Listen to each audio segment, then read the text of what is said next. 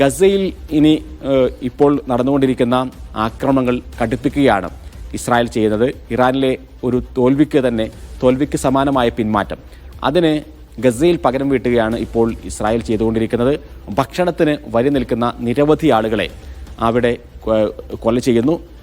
Israeli സൈനികർക്കും തിരിച്ചടി ഏൽക്കുന്നുണ്ട്. കഴിഞ്ഞ ദിവസം ഹമാസിന്റെ സൈനിക വിഭാഗമായ അൽ ഖസാം ബ്രിഗേഡ് നടത്തിയ ഒരു ആക്രമണത്തിൽ 4 സൈനികർ കൊല്ലപ്പെട്ടതായുള്ള റിപ്പോർട്ടുകൾ വരുന്നു. 10-ലേറെ സൈനികർക്ക് ഗുരുതരമായി പരിക്കേറ്റു എന്നുമുള്ള റിപ്പോർട്ടുകളുണ്ട്. ഇനി നെതന്യാഹുവിൻ്റെ രാഷ്ട്രീയ ഭാവി എങ്ങനെ നിർണ്ണയിക്കപ്പെടാൻ പോകുന്നു എന്നുള്ളതാണ് ചോദ്യം. പ്രതിപക്ഷമടക്കം നെതന്യാഹുവിനെതിരെ വലിയൊരു മൂവ്മെന്റ് നടത്തിയ ഘട്ടത്തിലാണ് ഇറാനിൽ നെതന്യാഹു ആക്രമണം നടത്തിയത്. ഇനി യുദ്ധം അവസാനിപ്പിക്കണമെന്നും തെരഞ്ഞെടുപ്പിനെ നേരിടണം നെതന്യാഹു എന്നുമുള്ള വലിയ ആവശ്യം പ്രതിപക്ഷം ഉന്നയിക്കാൻ പോവുകയാണ്.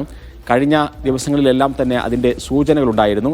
ഇസ്രായേലിനെ സംബന്ധിച്ചിടത്തോളം സമീപകാലത്തുണ്ടായ ഏറ്റവും വലിയൊരു നാശനഷ്ടം തന്നെയാണ് ഈ ഇറാന്റെ മിസൈലുകൾ കാരണം അവിടെ ഉണ്ടായത്. ഇത്ര വലിയൊരു തിരിച്ചടി അവർ പ്രതീക്ഷിച്ചിരുന്നില്ല. 30 പേർ കൊല്ലപ്പെട്ട് കഴിഞ്ഞു.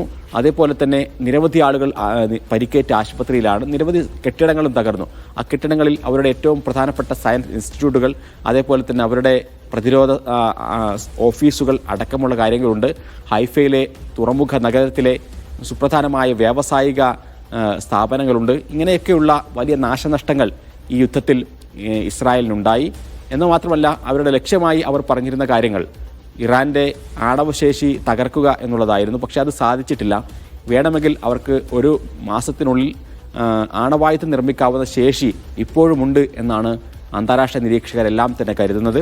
അതേപോലെ അവിടെയുള്ള ഭരണത്തെ മാറ്റാൻ, ഖാംനായിയെ വധിക്കുക, ഭരണത്തെ മാറ്റുക തുടങ്ങിയ ലക്ഷ്യങ്ങളൊന്നും നേടിയിട്ടില്ല. എന്ന് മാത്രമല്ല, ഇറാനിയൻ ജനതയ്ക്കിടയിൽ ആ സ്വന്തം സർക്കാരിനെതിരെ, സ്വന്തം ഭരണകൂടത്തിനെതിരെയുള്ള ഒരു മതിപ്പും അതിലുള്ളൊരു ആവേശവും അത് കൂടുന്നതാണ് ഈ ഒരു യുദ്ധത്തോടു കൂടി കണ്ടത്. സുഹൈൽ, എന്തായാലും ഇറാന്റെ മുന്നിൽ കീഴടങ്ങിയതുപോലെ തന്നെ ഇസ്രായേലിന് ഇനി ഗസയുടെ കാര്യത്തിലും ഒരു കീഴടങ്ങൽ നടക്കാനിടയുണ്ടോ?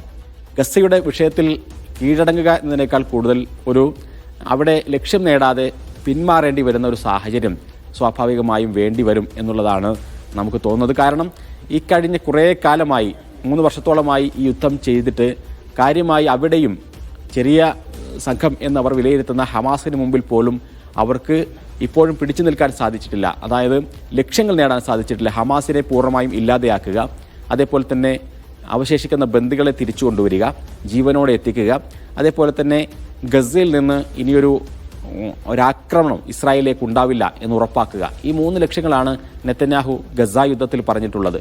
പക്ഷേ ഈ യുദ്ധത്തിൽ എവിടെയും ആ 3 ലക്ഷ്യങ്ങൾ നേടാൻ സാധിച്ചിട്ടില്ല എന്നുള്ളതാണ് സത്യം. ഈ പറഞ്ഞതുപോലെ തന്നെ കഴിഞ്ഞ ദിവസവും ഹമാസിന്റെ ആക്രമണത്തിൽ ഇസ്രായേലി സൈനികർ കൊല്ലപ്പെടുന്നു. ബന്ദികൾ ഇപ്പോഴും ഗസയിൽ തന്നെ കഴിയുന്നു. ആ ബന്ദികൾക്ക് വേണ്ടിയുള്ള പ്രക്ഷോഭങ്ങൾ ഇസ്രായേലിൽ ശക്തിയാർജിക്കുന്നു. മൂന്നാമത്തേത്, ഈ പറഞ്ഞതുപോലെ തന്നെ ഹമാസിന്റെ ഒരു സൈനിക ഭരണ നേതൃത്വത്തിൽ നിന്ന് ഗസയെ പൂർണ്ണമായും മോചിപ്പിച്ച് അവിടെ വേറെ ഒരു ഭരണത്തെ സ്ഥാപിക്കുക എന്നുള്ള ലക്ഷ്യങ്ങളൊന്നും തന്നെ പൂർത്തീകരിക്കാത്തതിനാൽ എത്ര കാലം ഈ യുദ്ധം എന്ന ചോദ്യം സൈനിക നേതൃത്വം ചോദിക്കാൻ തുടങ്ങിയിട്ട് കുറേ കാലമായി. ആ ചോദിച്ച ആളുകളെല്ലാം പുറത്താക്കുകയായിരുന്നു നെതന്യാഹു ചെയ്തത്. IDF-ന്റെ മേധാവിയെ പുറത്താക്കി, പ്രതിരോധ മന്ത്രിയെ പുറത്താക്കി, ഷിൻബെറ്റിന്റെ മേധാവിയെ പുറത്താക്കി. അങ്ങനെ ആ തലത്തിലുള്ള ആ ചോദ്യങ്ങൾ ഉന്നയിച്ച ആളുകളെല്ലാം പുറത്താക്കി റീപ്ലേസ് ചെയ്തിട്ടാണ് ഗസയിലേക്ക് വീണ്ടും ഒരു യുദ്ധം തുടങ്ങുന്നത്. ഇപ്പോൾ ഏതായിരുന്നാലും അവിടെ ഏറ്റവും കൂടുതൽ നടക്കുന്നൊരു കാര്യമെന്ന് പറയുന്നത് ഭക്ഷണത്തിന് പട്ടിണിക്കിട്ട് കൊല്ലുക എന്നുള്ളതാണ്. ഭക്ഷണത്തിന് വരി നിൽക്കുന്ന ആളുകളെ പ്രത്യേക കേന്ദ്രങ്ങളിലേക്ക് ഗസ ഹ്യൂമാനിറ്റേറിയൻ ഫൗണ്ടേഷൻ എന്ന അവരുടെ ഇസ്രായേലും അമേരിക്കയും ചേർന്നുകൊണ്ടുള്ള ഒരു കെണി സംവിധാനം അവർ ഒരുക്കിയിട്ടുണ്ട്. അവിടേക്ക് ആളുകളെ എത്തിക്കുക, എന്നിട്ട് അവിടെ കൂട്ടക്കൊല ചെയ്യുക എന്ന കാര്യമാണ് നടക്കുന്നത്. അതിനെതിരെ അന്താരാഷ്ട്ര തലത്തിൽ വലിയ പ്രതിഷേധങ്ങൾ ഉയരുന്ന ഘട്ടത്തിൽ കൂടിയാണ് ഇറാനിലേക്ക് ഫോക്കസ് ചെയ്തുകൊണ്ട് നെതന്യാഹു ആക്രമണം നടത്തിയത്. അവിടേക്ക് വീണ്ടും ജനങ്ങളുടെ ഫോക്കസ് വരുന്നു. ഗസക്കായുള്ള വലിയ പ്രതിഷേധങ്ങൾ ലോകത്താകെ ഉയരുന്നു. ഇറാന്റെ മുമ്പിൽ തോറ്റുമടങ്ങിയ ഇസ്രായേൽ ഗസയിലും അത് തന്നെ ആവർത്തിക്കും. അതുകൊണ്ട് തന്നെ അവിടെ ഒരു സമാധാനത്തിന്റെ നീക്കമാണ് വേണ്ടത് എന്ന വലിയ ചർച്ചകൾ ഉയർന്നു വരികയാണ്. എന്തായാലും ഇറാൻ ഇസ്രായേൽ വെടിനിർത്തലിന് പിന്നാലെ ഒരു പരസ്പരമുള്ള ആക്രമണം അവസാനിപ്പിച്ചതിന് പിന്നാലെ ഇതേ രീതിയിൽ ഒരു സമാധാനം ഗസയിലും പുലരേണ്ടതുണ്ട് എന്ന ആവശ്യങ്ങൾ ലോകരാജ്യങ്ങൾക്കിടയിൽ നിന്ന് ഉയർന്നു വരികയാണ്. അങ്ങനെ ഒരു സുപ്രധാനമായ ഒരു തീരുമാനം ഉണ്ടാകുമോ എന്ന് തന്നെയാണ് ഉറ്റുനോക്കുന്നത്. BK സുഹൈലാണ് ഇന്റർനാഷണൽ ഡെസ്കിൽ നിന്ന് വിവരങ്ങൾ നൽകിയത്. നമുക്ക്